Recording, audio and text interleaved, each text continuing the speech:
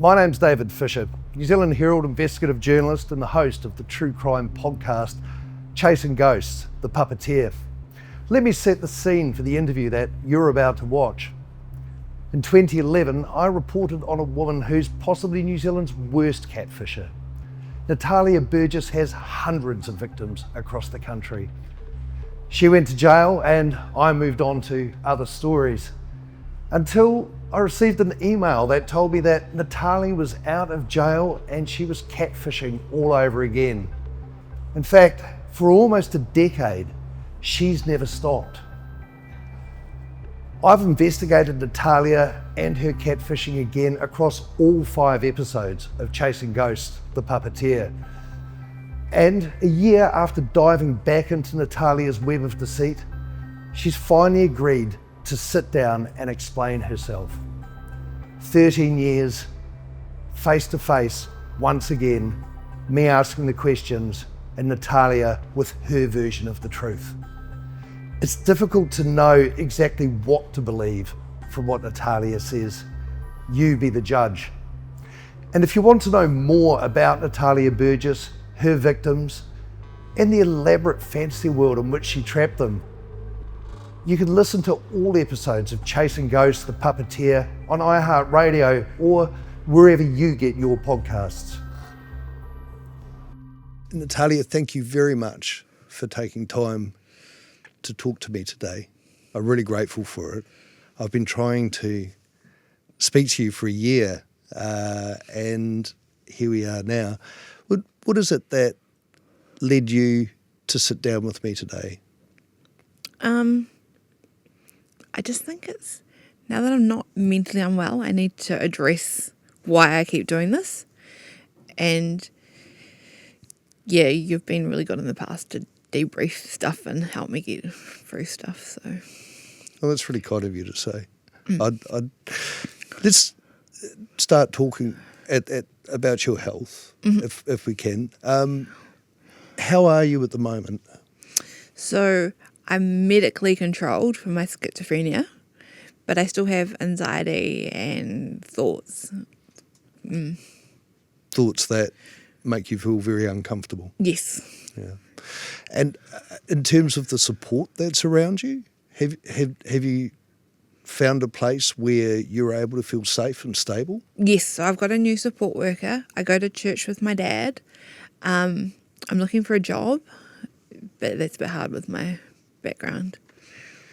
In what sort of way? Is they look at the charges and they're like, yeah, no, we can't.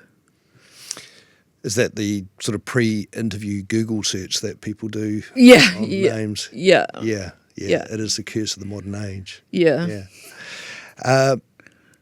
And in terms of that stability that you've found at the moment, how recent has that been? About a year now. Good for you. Because that's hard to stick at, isn't it? Yeah, because once the voices disappeared, I kind of didn't know who I was because I was so used to having the voices that I kind of was like, who the hell am I? And has that been a constant over your life? Yeah, because like I have 2 Palangi parents, a Palangi brother, and then I'm Samoan Palangi. So I was kind of like, yeah, how do I fit into this family scenario? And not just the family scenario, but the community too, because you grew up on the West Coast and I've checked, it's 1.5% Pacifica population there. How was that being a kid on the West Coast? It was hard. That's when I started stealing and making up the lies. What do you think drove that? To fit in, because we came halfway through a school year, so all the kids already had made their friends, and these kids had been friends since like day dot, because it was so small. Your friends were your friends since day dot, and you just carried on your friendship right through. I would have got carried on to high school, but we left before I went to high school. Hard to break into those cliques? Yeah, especially in the West Coast where it's very one-minded way. And it didn't help that my parents were the church officers there either. And you're one of the only Pacifica people in town. Yeah. You called yourself the Puppeteer. Yes, I did. I remember that comment. That comment's never left me. It's quite striking though, because it does seem to fit with the behaviour that you were exhibiting. Mm. Can you tell me about that? About how all of this began? All of this began. What was we on? It wasn't Bebo. That's what it was on. It was on Bebo. And I think I started off with a character called Amy and Rachel. Amy and Rachel, they were my first two characters.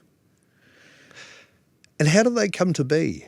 How did you come up with the idea for Amy and Rachel? I just think because I didn't like who I was. So I went to America, stole pictures of a girl off America, and it just started from there. And then when I realised that this Amy girl was getting so much attention, I needed a friend. Otherwise people would start to not believe it. And then Rachel was created. And were there others that then, or did that then turn into the large group of people that... I think I took a break for about 2 or 3 years when I met someone, and I didn't do it then. And then I was meeting people as both and as me, if that can make sense. Do you mean that you'd meet them as the character, but then you would meet them as yourself in real life or online? A bit of both. Right. And the people that you were meeting in real life, did they expect to meet Rachel or did they expect to meet Natalia? Rachel. And how did that work out when you did have that meeting? Some went okay, as I can remember. Like, I can't remember fully back then. Some went okay, some went difficult.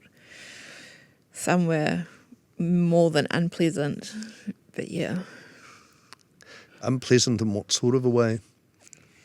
I put myself into situations with guys that were very violent. And when they found out the truth, they weren't very nice. Because it has been something I think has been a part of your life for more than half your life. More than half. I started at high school. That's an incredible period of time to be living as different characters. Yeah, but at the same time I was unwell mentally. So my voices just thought it was normal. You'd remember Peter Russell? Oh, yeah, I remember Pete. Yeah. And so Emma was Peter's ex-girlfriend at the moment that he decided he wanted to be with Laura instead of Emma. That's not true. Peter was single when I met him. And things with Peter took a really terrible turn during 2010. Is that something that you recall? I remember that. But people forget, if he was that heartbroken over Laura, why did he move on? And then he was in another complete happy relationship, and I left it alone. Such a thing as a rebound relationship. No, he was happy. I saw the pictures.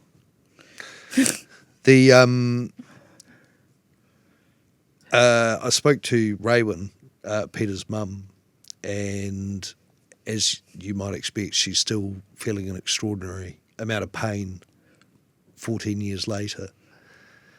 How do you reconcile that? Because she thinks you're responsible for what Peter did. Like the court of law, when she took me to court, found me not guilty. So I don't know how to reconcile. What, she wants me to go back to jail for 20 years? Found you not guilty where? Do you mean the coroner's hearing that was held? I don't know, something, because the police couldn't charge me with manslaughter because there was no evidence. According to them, that's what they told me.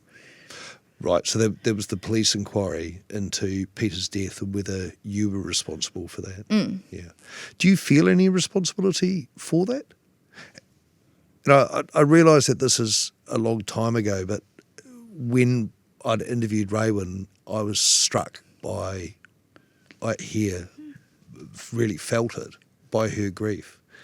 And I'm wondering how you deal with that, because she's out in the world there thinking it's your fault. There's nothing I can do to change your mind. But you don't feel that responsibility.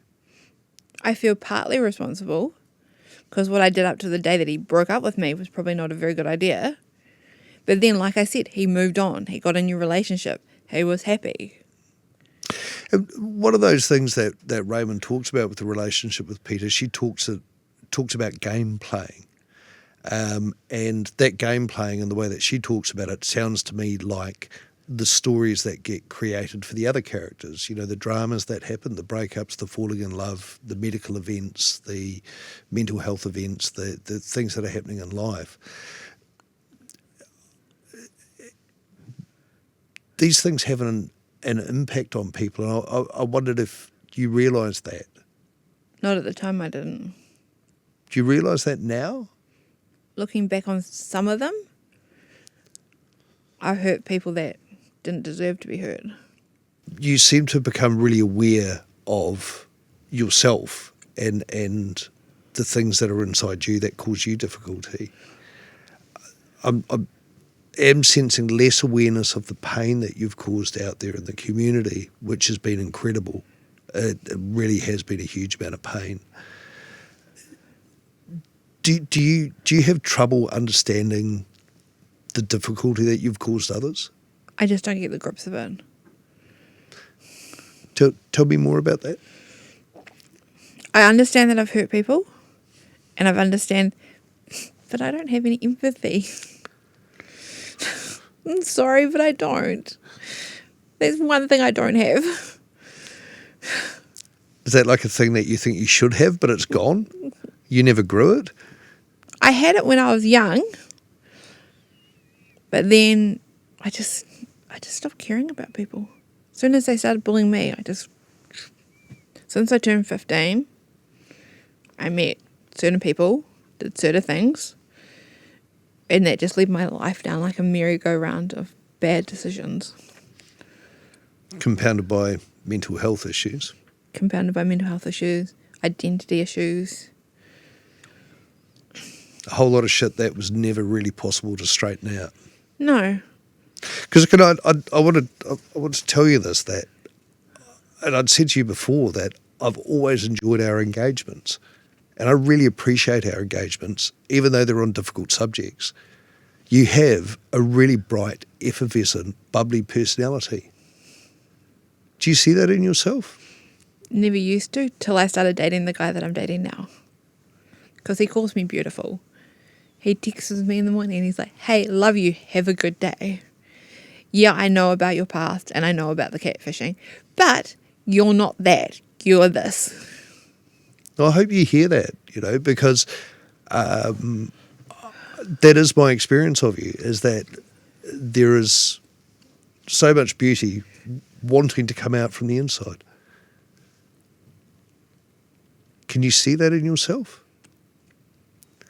I used to be able to, till I turned 15. And then after I turned 15, everything just went downhill. I can see that you're having a hard time hearing me say that to Yeah, you. it is. It's really uncomfortable because I don't know how to take it. Because I'm so used to be calling the fat bitch, the black bitch, the parents who don't want you, the parents who adopt you that, if they could have changed it now, they would change it now. I do mean it sincerely. I know. I really do. When I contacted Facebook for comment, because I wanted them to comment on what you've been doing, I sent them links as evidence, including your page, and then the pages got taken down. What did you do after that? I made a new one because I still had my friends. I was trying to get back all my memories, like all my photos, because I don't have some of those photos anymore. So how soon did that happen after your page? Can you talk me through what happened when you realised your page was gone? I didn't realise it had gone. Someone messaged me saying, "I tried to message you last night and it kept bouncing back." And I was like, huh? And then I didn't worry about it. I met them anyway, carried on. And it wasn't until maybe the Tuesday when I went to look at a page that I've been following, and it wouldn't let me log in. I was like, what the hell? So I emailed Facebook, and they emailed me back and said that your page has been temporarily taken down. Can you prove it's your page? So I emailed them my driver's license and my birth certificate and my passport, and that's the last thing I was waiting for. And in the meantime? I made a new page so I could keep up with my friends and the page that I like to follow. Is it really that easy? Yeah. I just used my cell phone number because I've got a new cell phone. Should it be harder? Yes, should be. Should be way harder than just being able to stick a number in and put a photo up and voila, you've got a profile. That's Facebook's fault. Why should it be harder? Because if it's that easy to do it, I mean, in America, anybody can do it over there. How many different Facebook pages do you think you've created over the years? Not personal ones, but... Oh, you mean just... altogether. How many times do you think you've set up a new Facebook page? Amy, Rachel, Brooke, Abby, Laura, Lacey. About 10. I know there's at least half a dozen Kayleys. Oh, you mean how many pages as a person or as... How many times have you gone, click, create new page? Oh, at least half a dozen. For Kaylee, yeah. Kaylee alone. I mean, for forever, for all the characters, how many times, for as long as Facebook's been around, how many times would you have gone, create new profile? 20 to 30. And the rest? No. 20 to 30. Okay, I'm a bit sceptical about that. That's fine. So then let me ask you this, because you told me in 2011 that you'd stopped. You told the court in 2013 that you'd stopped. You told Lucille, Crystal's mum, that you'd stopped. But along that pathway, you never, ever did stop. And you're here telling me now that you've stopped? About a year ago? Yeah. How can I know that's true? You can't. It's my word against your word. And every other girl that I've ever stolen pictures from.